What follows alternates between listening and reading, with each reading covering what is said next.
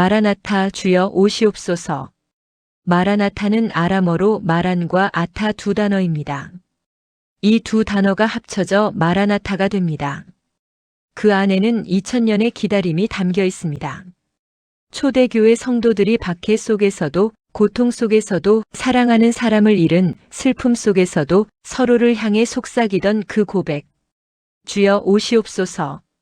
오늘 이 한마디가 여러분의 마음에 새롭게 살아나기를 바랍니다. 마라나타의 의미. 마라나타는 고린도전서 16장 22절에 등장합니다.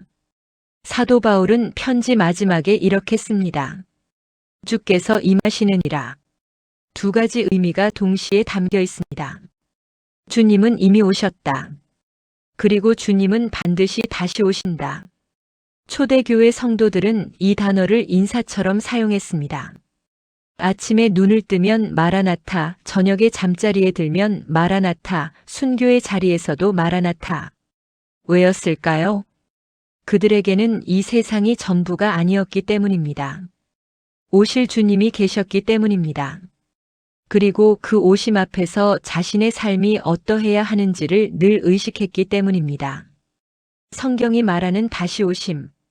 요한계시록 22장 성경의 마지막 장을 보십시오. 예수님께서 직접 말씀하십니다. 보라, 내가 속히 오리니. 그리고 요한은 응답합니다. 아멘, 주 예수여 오시옵소서. 성경 전체가 이 한마디로 끝납니다. 마라나타. 사도행전 1장에서 예수님이 승천하실 때 천사들이 말했습니다. 갈릴리 사람들아, 어찌하여 서서 하늘을 쳐다보느냐. 너희 가운데서 하늘로 올려지신 이 예수는 하늘로 가심을 본 그대로 오시리라. 그대로 오십니다. 구름을 타고 영광 중에 모든 눈이 볼 수 있도록. 이것은 막연한 희망이 아닙니다. 이것은 하나님의 약속입니다. 이미 죽은 사람은 어떻게 되나? 여기서 많은 분들이 이런 질문을 합니다. 그럼 이미 세상을 떠난 사람은 어떻게 됩니까? 먼저 간 부모님은, 먼저 간 자녀는, 먼저 간 배우자는 어떻게 됩니까? 성경은 이 질문에 정확하게 답합니다. 데살로니가전서 4장 16절과 17절을 보십시오. 주께서 호령과 천사장의 소리와 하나님의 나팔 소리로 친히 하늘로부터 강림하시리니 그리스도 안에서 죽은 자들이 먼저 일어나고 그 후에 우리 살아남은 자들도 함께 구름 속으로 끌어올려 공중에서 주를 만나리라. 죽은 자들이 먼저 일어납니다. 먼저 떠난 사람이 불리한 것이 아닙니다. 오히려 먼저입니다. 바울은 이 말씀 바로 앞에서 이렇게 말합니다. 소망 없는 다른 이와 같이 슬퍼하지 않게 하려 함이라. 슬퍼하되 소망 없는 자처럼 슬퍼하지 말라는 것입니다. 그렇다면 세상을 떠난 후 재림 전까지는 어디에 있는 것일까요? 바울은 빌립보서 1장에서 이렇게 고백합니다. 내가 그리스도와 함께 있는 것이 훨씬 더 좋은 일이라. 죽음 이후에도 주님과의 관계는 끊어지지 않습니다. 죽음이 끝이 아닙니다. 잠드는 것입니다. 그리고 주님이 오시는 날 깨어납니다.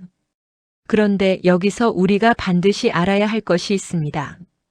부활 이후에는 심판이 있습니다. 부활은 모든 사람에게 일어납니다. 그러나 부활이 곧 구원을 의미하지는 않습니다. 요한복음 5장 28절과 29절에서 예수님은 직접 말씀하십니다. 무덤 속에 있는 자가 다 그의 음성을 들을 때가 오나니 선한 일을 행한 자는 생명의 부활로 악한 일을 행한 자는 심판의 부활로 나오리라. 부활은 둘로 나뉩니다. 생명의 부활과 심판의 부활입니다. 요한계시록 20장 12절은 이렇게 묘사합니다. 또 내가 보니 죽은 자들이 큰 자나 작은 자나 그 보좌 앞에 서 있는데 책들이 펴 있고 또 다른 책이 펴졌으니 곧 생명책이라. 죽은 자들이 자기 행위를 따라 책들에 기록된 대로 심판을 받으니. 그리고 마태복음 25장에서 예수님은 재림 이후의 장면을 직접 묘사하십니다. 양과 염소를 나누듯 나뉘게 됩니다. 한쪽에는 내 아버지께 복받을 자들이여 오라, 다른 쪽에는 저주를 받은 자들아 나를 떠나라. 이것이 성경이 말하는 재림의 전체 그림입니다. 오심이 있고 부활이 있고 심판이 있습니다. 그래서 마라나타는 단순한 그리움의 고백이 아닙니다.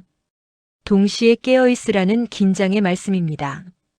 그렇다면 어떻게 준비합니까? 마태복음 25장 10처녀의 비유를 보십시오. 5은 슬기롭고 5은 미련했습니다. 차이는 딱 하나였습니다. 기름을 준비했느냐 하지 않았느냐입니다. 신랑은 반드시 옵니다. 문제는 우리가 준비되어 있느냐입니다.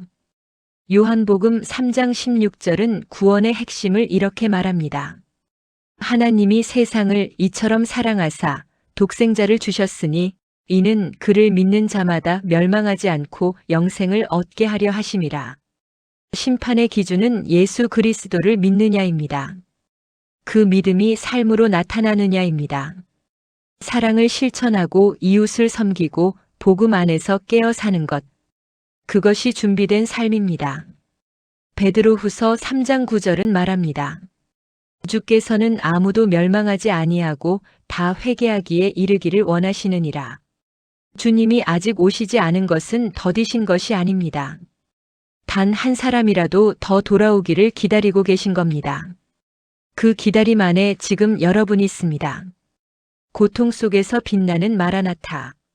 로마의 박해 속에서 성도들은 카타콤에 숨었습니다. 사랑하는 사람들의 시신을 그 무덤 벽에 안치하면서도 그들은 절망하지 않았습니다. 왜였을까요? 마라나타를 알았기 때문입니다. 이 무덤이 끝이 아님을 알았기 때문입니다. 그리고 심판날에 당당히 설 수 있는 믿음으로 살았기 때문입니다. 요한계시록 21장 4절은 말합니다. 그가 그들의 눈에서 모든 눈물을 닦아주실 것이니 다시는 사망이 없고 애통하는 것이나 곡하는 것이나 아픈 것이 다시 있지 아니하리니 이 약속은 믿음 안에 있는 자들에게 주어진 약속입니다. 그래서 더욱 귀하고 그래서 더욱 오늘을 어떻게 살아야 하는지가 중요합니다. 마라나타는 두 가지 얼굴을 가지고 있습니다. 믿음 안에 있는 자에게는 눈물겨운 소망입니다. 먼저 간 사람과 다시 만나는 날, 모든 아픔이 끝나는 날, 주님의 얼굴을 직접 보는 날에 대한 간절한 기다림입니다. 그러나 동시에 아직 준비되지 않은 자에게는 오늘 당장 돌이켜야 할 이유입니다. 그날은 예고 없이 옵니다. 도둑같이 옵니다. 오늘 이 순간 여러분의 마라나타는 어떤 의미입니까? 소망으로 고백하시는 분이라면 그 믿음을 더욱 굳게 붙드십시오. 아직 준비되지 않으셨다면 오늘이 바로 그날입니다. 성경의 마지막 기도입니다. 아멘. 주 예수여 오시옵소서. 마라나타. 이 영상이 마음에 남으셨다면 소중한 이웃에게 공유해 주세요.